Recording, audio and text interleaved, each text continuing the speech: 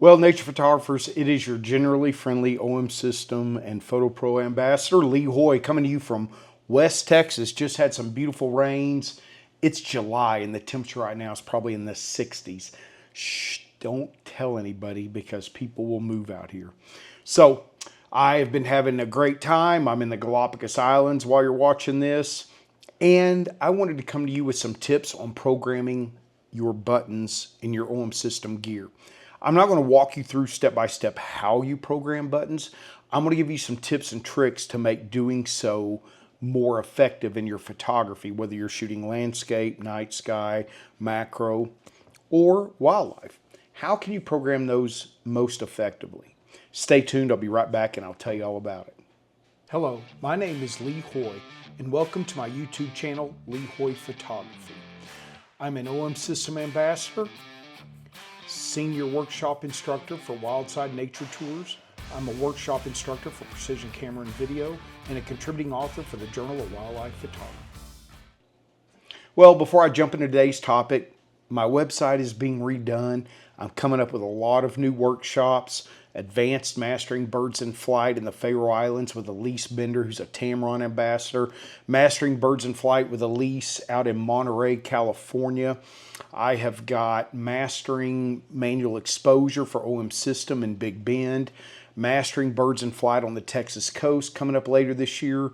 I've got Big Bend Winter Landscape and Wildlife coming up right after the first of the year. I'm looking at putting together a Patagonia workshop, so stay tuned. I've got lots of things going on, including my OM System mentorship programs, Part 1, Part 3.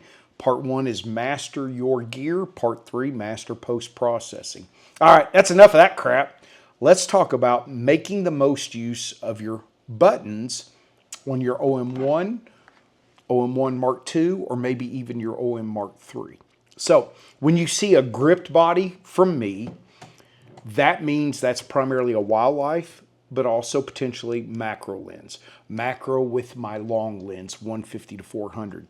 When you see an ungripped body, if it's a Mark II, that's going to be landscape and macro. If it's my OM3, that's going to be street, portrait, landscape, night sky, stuff like that, okay? So when it comes to programming buttons, one of my favorite things about these cameras is reprogramming buttons. I shoot in manual mode 100% of the time, so I reuse the exposure compensation button. What a waste if you shoot in manual to leave that to exposure compensation. I reprogram the AEL button. I reprogram the record button because if I'm going to shoot video, I'm going to do that in video mode, not in a photography mode. I don't use the two front buttons, not because I don't want to, but because I'm too damn clumsy and I hit them too often and it pisses me off and it messes things up. So I just turn those off. But let's talk about, for the buttons you can reprogram, how to make the best use of them. So here's a saying. I'm going to say it slower than I normally talk, and I'm going to repeat it for you. From one custom mode to another, so C1 to C2, C3, C4, right? I am going to program the same button to the same function. No. All right, so here's what I want you to think about. When I program a button, I may program a button differently from one custom mode to another. So for example, this camera body, C1, wildlife, C2, wildlife, environmental type shots, because those settings are pretty dramatically different. C3, long lens macro with a flash. C4, long lens macro without a flash.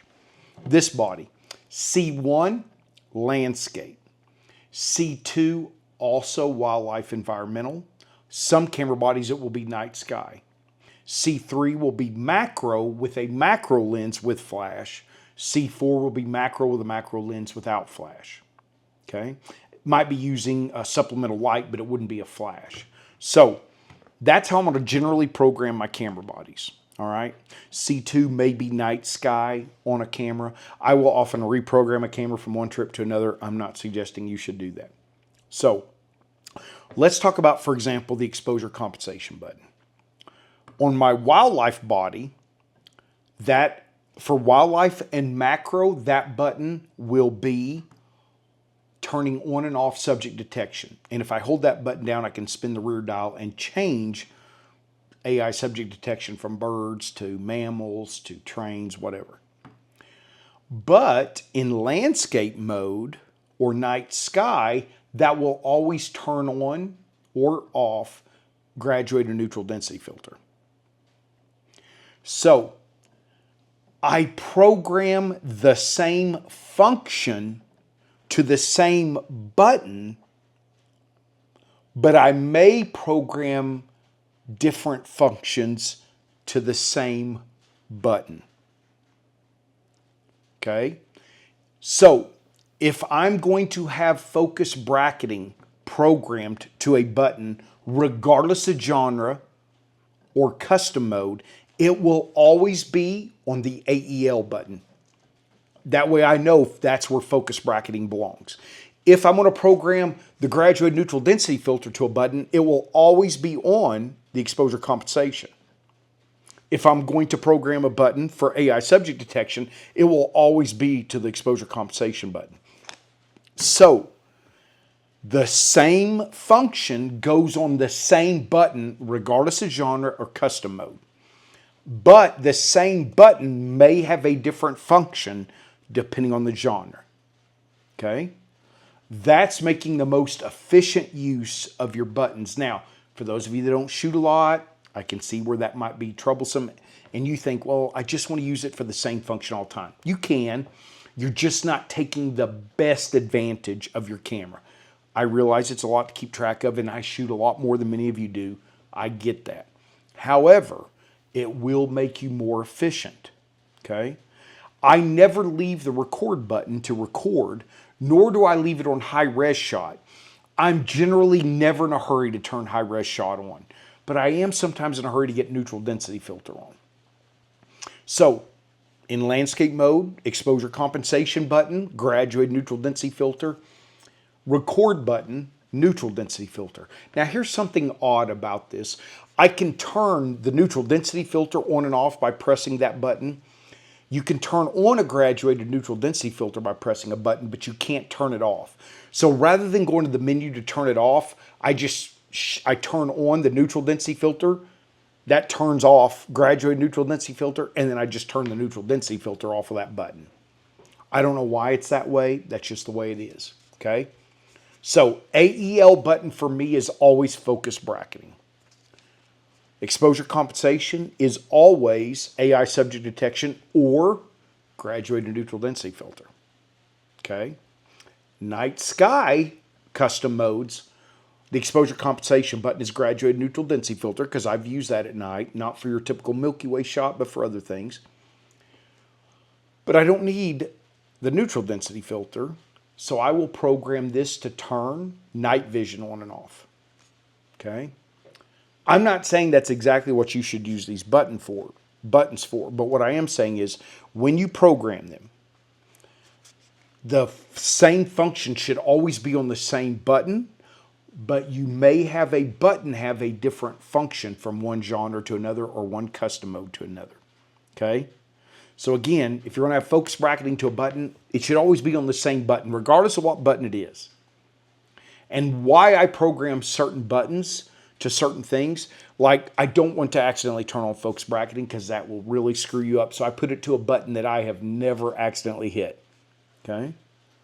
So whatever you decide to program your buttons to, realize, you don't need a graduated neutral density filter for typical wildlife. Environmental wildlife shots, I might. So that becomes a problem because this button is normally AI subject detection or graduated neutral density filter. Then I'll have to break my rule. Okay? So I program buttons for things I want quickly that I don't want to waste time going into the menu. High res shot, I don't mind going into the menu. Computational features for the most part are easy to get to in the menu, but there are times I really want to get them on and move quickly. I put those on a button. Okay? So as you're programming your cameras, You know, think about what genres are going to go on what custom modes.